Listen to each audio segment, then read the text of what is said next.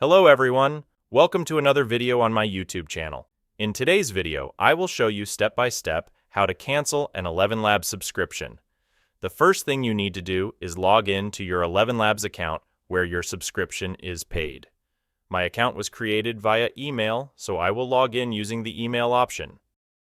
Once you have logged into your account where you want to cancel the subscription, go to the icon of your profile located in the upper right corner and then click on Subscription. After that, scroll down and find the type of subscription you have. I have a creator subscription.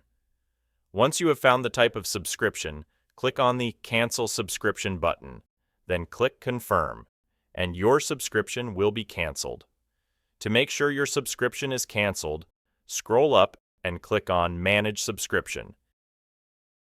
Here you can see how much will be charged for the next month. If it shows $0, that means your subscription has been successfully canceled. If you found this video helpful, subscribe to my YouTube channel and leave a like on this video. Thank you for watching.